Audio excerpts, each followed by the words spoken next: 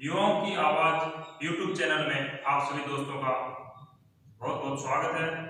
मैं आप सभी को आज यूट्यूब पे आने का मेरा मेन मकसद ये है कि राजस्थान पुलिस कांस्टेबल भर्ती परीक्षा 2020 की एग्जाम डेट फाइनल हो चुकी है। एग्जाम डेट नवंबर माह में प्रस्तावित है।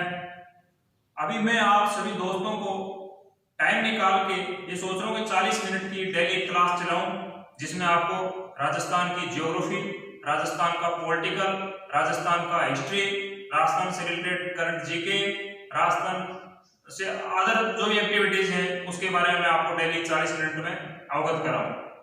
तो धन्यवाद दोस्तों। मैं आपको बताना चाहूंगा अभी दोबारा से कि आज का जो हमारा मेन मकसद है यूट्यूब पे आने का वो यही है कि युवाओं को हमने जो यूट्यूब चैनल का जो नाम दिया है युवा की आवाज दी है, कि हम चाहते हैं कि हमारे प्रदेश के युवा नौजवान साथी बढ़ चढ़ के इस ऑनलाइन क्लासेस में भाग लें और उनका भी भला हो सके, उनका करियर में सुधार आ सके।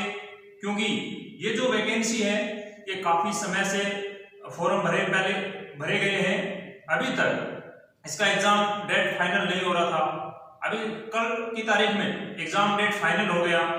तो मैंने आज मेरे जन्मदिन के उपलक्ष्य में सब युवाओं को एक तोहफा देना चाहता था कि मैं आज ही के दिन मेरा जन्मदिन था, इसके उपलक्ष्य में मैंने ये सोचा अगले 2 महीने तक मैंने एक प्रण किया था कि मैं डेली मेरे कीमती समय में से 40 मिनट का समय निकालकर मैं अपने दोस्तों और युवाओं के लिए दूंगा ताकि उनके भी करियर में कुछ सुधार हो सके। इसलिए दोस्तों आज का जो मेरा पहला टॉपिक रहेगा उससे पहले मैं आपको मेरा इंट्रोडक्शन करवा देता हूं। मैं राजेश बिजरनिया, गांव डूमर सिंहपुरा, तहसील भादरा, जिला हनुमानगढ़, राज्य राजस्थान का ही निवासी हूं, जो कि मैंने राजस्थान पुलिस कांस्टेबल भर्ती परीक्षा 2011, 2013, 2014 लगातार 3 बार कांस्टेबल का एग्जाम दे चुका हूं। लेकिन उसके बावजूद कि किस्मत ने थोड़ा साथ नहीं दिया, तीनों बार मैंने रिटन क्लियर किया है। फर्स्ट टाइम मैंने कोटा आरएसी से रिटन फाइट किया, उसके बाद मैंने राजसमंद से किया, हनुमानगढ़ से किया, लेकिन खुद किस्मत काम नहीं किया। उसकी वजह से मैं हर बार फाइनल मेरिट में रह गया है। दक्षिण में कौन है, पूर्व में कौन है, पश्चिम में कौन है, किस राज्य के साथ कितनी सीमा लगती है, उस सीमा पे दूसरे राज्य के कितने जिले स्थित हैं, हम इसको अभी बारीकी से अध्ययन करेंगे।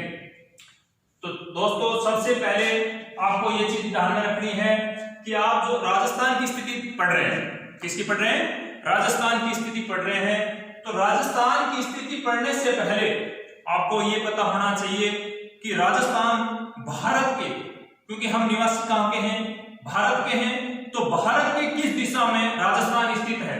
तो सबसे पहले हमें ये इस चीज का पता होना चाहिए कि भारत का जो स्थिति एवं विस्तार है उसमें राजस्थान किस डायरेक्शन में स्थित है।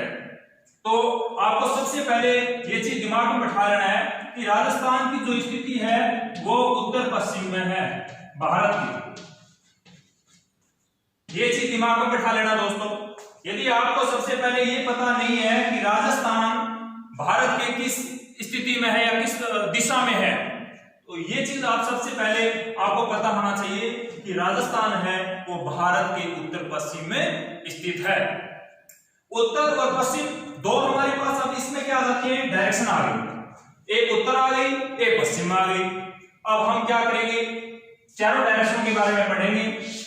सबसे पहले दोस्तों ये जो ऊपर का होता है ये नॉर्थ यानी उत्तर, ये कौन सी डायरेक्शन हो गई, उत्तर। ये कौन सी हो गई, दक्षिण। ये कौन सी हो गई, पूर्व। और ये कौन सी हो गई, पश्चिम। ये चारों क्या हो गई, डायरेक्शन हो गई। हम राजस्थान जो भारत का जो मैप है उसमें राजस्थान कहां स्थित है, उत्तर पश्चिम में। यानी ये जो भारत का जो मैप बन रहा है उत्तर पश्चिम, यानी ये जो भारत का मान लो मैप, मान लो लगभग भारत के जो मैप है उसमें राजस्थान कहां स्थित है, उत्तर पश्चिम में स्थित है। तो यहां स्थित है राजस्थान। अब हम पढ़ेंगे उत्तर पश्चिम और उत्तर दक्षिण पूर्व पश्चिम चारों के बारे में। तो सबसे पहले दोस्तों ये पॉइंट हो गया नॉर्थ उत्तर का, ये दक्षिण का, ये पूर्व का और ये पश्चिम का। ये मैंने एक आपके सामने प्लस का निशान बना दिया। इसे दोस्तों समझने की कोशिश करें। राजस्थान का जो विस्तार है, स्थिति है, वो सिर्फ आपको 4 डायरेक्शन में याद हो जाएगी। 4 डायरेक्शन आप याद रखो, एक उत्तर, दक्षिण, पूर्व, पश्चिम। आप जो राजस्थान का मैप पढ़ते हो उसको एक बार आप बुक में जो पढ़ते हो साइड में रखो। एक बार आप मेरे प्लस के निशान पे आए और मैं आपको बिल्कुल बारीकी से समझाता हूं। दोस्तों इधर देखो, सबसे पहले मैं क्या करता हूं, उत्तर को पश्चिम से मिलाता हूं, क्योंकि राजस्थान की जो स्थिति है वो किस में है, उत्तर पश्चिम में है। उसके बाद मैं पश्चिम को दक्षिण से मिलाता हूं और दक्षिण को मैं पूर्व से मिलाता हूं और पूर्व को मैं किससे मिलाता हूं, उत्तर से मिलाता हूं। यानी मैंने जहां से चलना शुरू किया मैं वापस वहीं आके रुक गया। दोस्तों अभी आप खुद देखो, ये आपको जो आकृति दिख रही है, अभी आपको ये देखने में कैसी लग रही है? आप खुद एक बार सपोज करो, अपने दिमाग पे खुद इस चीज को देखो कि ये आकृति आपने कभी मैथ में भी देखा होगा। जब आप मैथ्स की क्लास लिए है तो उसमें आपने ये देखा होगा कि ये आकार कैसा आकार दिख रहा है आपको। तो दोस्तों मेरे जहां तक ये नॉलेज में है, मैंने जैसे मैथ्स की क्लास में मैथ्स की सर से पढ़ा है, तो ये मुझे चतुर्भुज जैसा दिखाई दे रहा है। चतुर्भुज बोल सकते हैं इसको, या इसको पतंगाकार भी बोल सकते हैं। पतंगाकार क्योंकि ये बीच में, इसमें बोलते हैं ना पूरा कणियां डाल दिया, पतंग में बीच में डालते हैं ना, कणियां डाल दिया। यानी मकर संक्रांति जो एक राजस्थान का पर्व बहुत बढ़िया धूमधाम से मनाया जाता है, उसके बारे में भी आपको मैं अभी विस्तार से नहीं बताऊंगा क्योंकि टाइम कम है। 14 जनवरी हर साल की भांति, जैसे मैं राजस्थान जयपुर रहता था उस टाइम की बात है, मुझे पतंगों की बहुत याद आती है। अभी पतंग का नाम लिया है तो मकर संक्रांति के शुभ उपलक्ष्य पे वहां पे बड़े पतंग उड़ाए जाते हैं। तो दोस्तों सबसे पहले आपको मैं बताऊंगा कि ये आकृति एक तो आपको पतंगाकार दिख रही है और एक विषमकोणीय चतुर्भुज जैसी दिख रही है। यानी 2 टाइप हो गए, एक तो विषमकोणीय चतुर्भुज और दूसरा पतंगाकार बोल सकते हो आप।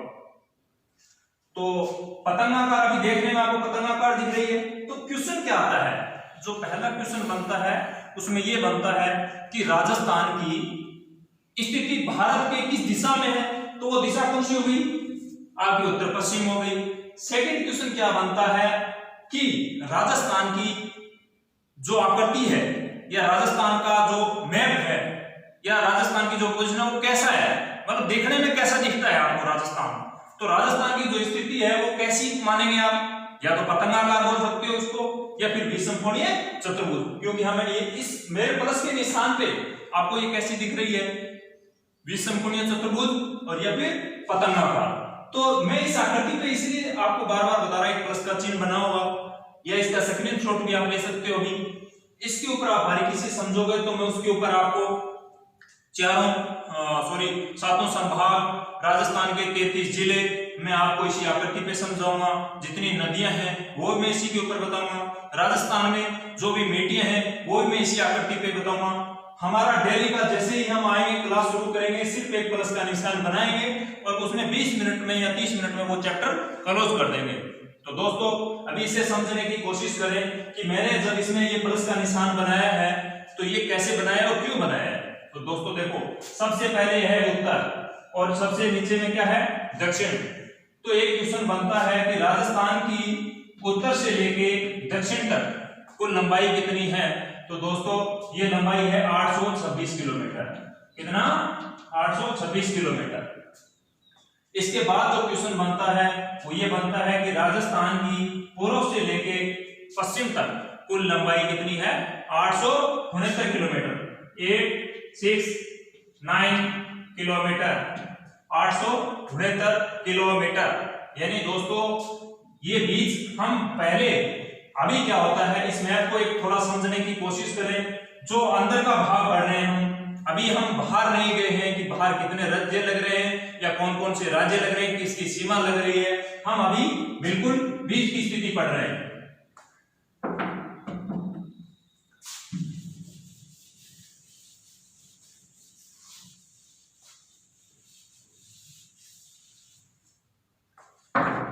अभी देखो दोस्तों, ये बीच का भाग है उत्तर से दक्षिण तक।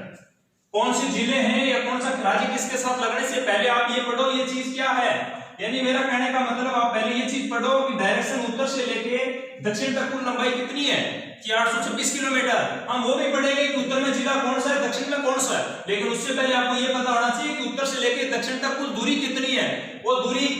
फिर इसके बाद हम ये भी पढ़ेंगे कि पूर्व से लेके पश्चिम तक कुल दूरी कितनी है। तो दोस्तों सबसे पहले हम आपको बता देते हैं उत्तर से दक्षिण 826 किलोमीटर है और पूर्व से पश्चिम कितना है 869 किलोमीटर। ये तो हो गया आपका अंतर का खाका।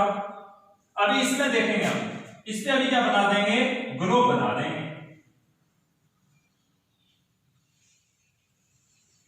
ये लो दोस्तों, इतनी देर आपको पतंग आकार दिख रहा था, अभी इसके ऊपर हम जैसे इसके ऊपर राउंड लगा दिया तो ये अभी हमारा क्या बन गया,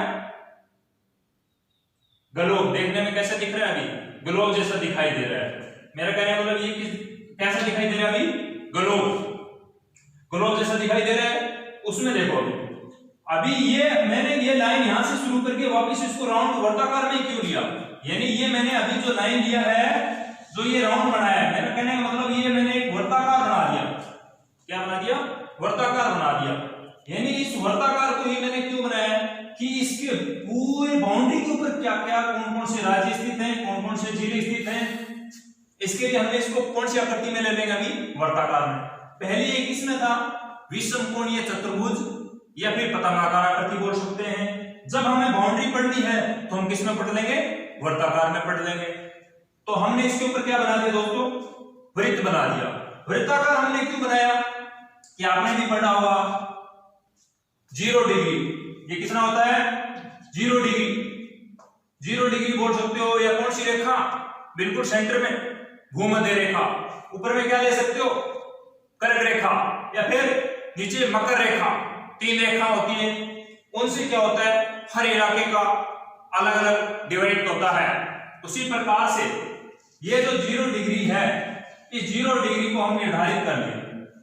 0 डिग्री के ऊपर का जो भी इलाका ले रहे हैं हम, किसमें लेते हैं, चाहे उत्तर में हो, चाहे दक्षिण में हो, पूर्व में हो, तो वो हम किस पे, यानी अक्षांशीय और देशांतरीय विस्तार, अक्षांशीय और देशांतरीय विस्तार लेते हैं। वो 0 डिग्री से हम यहीं से स्टार्ट करते हैं, चाहे वो कर्क रेखा लेंगे, इसके बाद से आप मकर रेखा लो।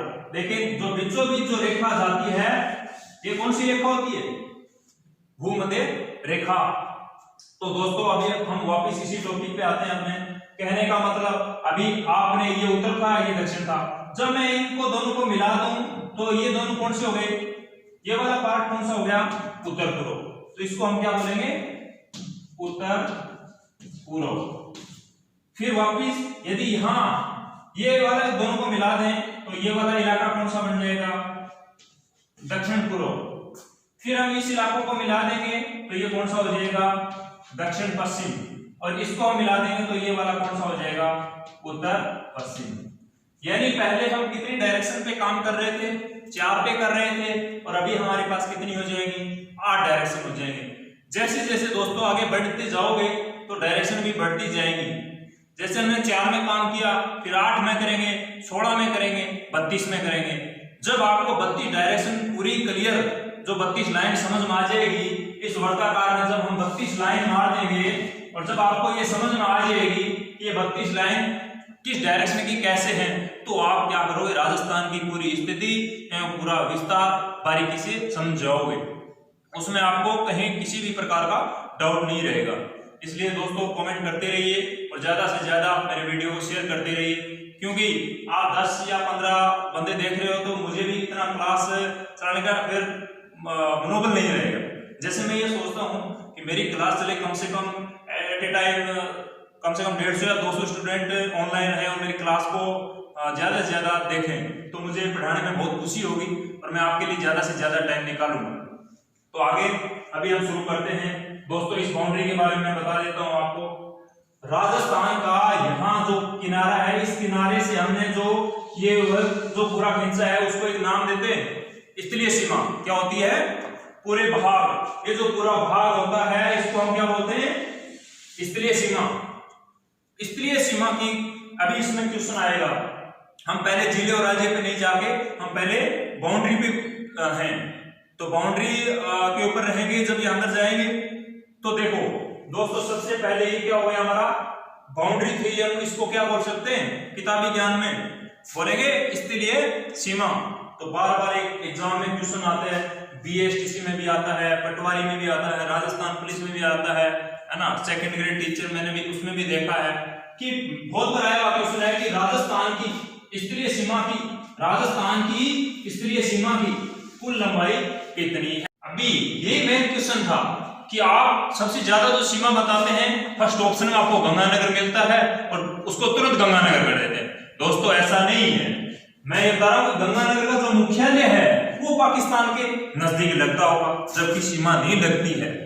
इसीलिए आपको ये बोलता जो पार्ट है, यहाँ एक अपना जो जिला है वो कौन सा है, गंगानगर है। गंगानगर इधर हो गया, इस साइड में यहाँ कौन सा है, जैसलमेर। कौन सा है, बाड़मेर ले लो, जैसलमेर ले लो, गंगानगर आ गया, इसके बाद बीकानेर ले लो, चारों ले लेते हैं एक साथ। गंगानगर आ गया, बीकानेर आ गया, जैसलमेर आ गया और उसके बाद में कौन सा आता है, बाड़मेर। यानी पाकिस्तान के साथ चार जिले कौन कौन से लगते हैं, गंगानगर, बीकानेर, जैसलमेर और बाड़मेर। ये चारों जिला ही पाकिस्तान के साथ कुल 1070 की सीमा बनाते हैं। सबसे ज्यादा सीमा पूछता है तो दोस्तों गंगानगर मत करना, ये क्वेश्चन बार बार पूछा जाता है। देखने में और समझने में बड़ा आसान है, लेकिन क्वेश्चन टफ है कि गंगानगर का जो मुख्यालय है वो तो पाकिस्तान के नजदीक है, लेकिन मेन चीज क्वेश्चन क्या आती है कि पाकिस्तान के साथ सबसे ज्यादा सीमा बनाता कौन सा है, नजदीक कौन सा और बनाता कौन सा है। दोस्तों बहुत फर्क है। क्वेश्चन क्या है कि सीमा बनाता कौन सा है, तो 1070 में से जैसलमेर जिला 464 किलोमीटर सर्वाधिक सीमा बनाता है। जैसलमेर जिला पाकिस्तान के साथ सर्वाधिक सीमा बनाता है। कितना बनाता है, 464 किलोमीटर। और फिर इसी में जो सेकंड क्वेश्चन पुट अप होगा वो आता है कि पाकिस्तान के साथ सबसे कम जो सीमा है, पाकिस्तान के साथ सबसे कम सीमा है वो कौन सा जिला बनाता है, बीकानेर। और बीकानेर कितना बनाता है, 168 किलोमीटर। और बाड़मेर है वो कितना बनाता है, 228 किलोमीटर। और जो गंगानगर बच गया वो कितना है, 210 किलोमीटर। दोस्तों 210, 168, 464 और 228 किलोमीटर को जोड़ोगे तो आपकी कुल अंतरराष्ट्रीय सीमा आ जाएगी कितनी, 1070। आज हमने जो पार्ट पढ़ा है वो कौन सा पढ़ा है, सिर्फ और सिर्फ उत्तर पश्चिम का। दोस्तों अगले बार हम दोबारा आएंगे, उस टाइम आपको दक्षिण पश्चिम, दक्षिण पूर्व और उत्तर पूर्व के बारे में समझाया जाएगा विस्तार से। दोस्तों आज के लिए आपका बहुत बहुत धन्यवाद। युवाओं की आवाज यूट्यूब चैनल में मैं आपको सबको एक मैसेज देना चाहता हूं कि मेरे चैनल को ज्यादा से ज्यादा सब्सक्राइब करें और शेयर करें, और युवाओं की आवाज बनके हम आप सबके सामने आए। और हम ज्यादा से ज्यादा आप यदि शेयर करोगे तो मेरा हौसला अफजाई रहेगा और मैं आपको और बेटर कुछ बता सकूं, राजस्थान की स्थिति विस्तार या कोई अन्य टॉपिक आएगा ज्योग्राफी के बारे में, जो भी है। बहुत बहुत धन्यवाद दोस्तों, थैंक यू।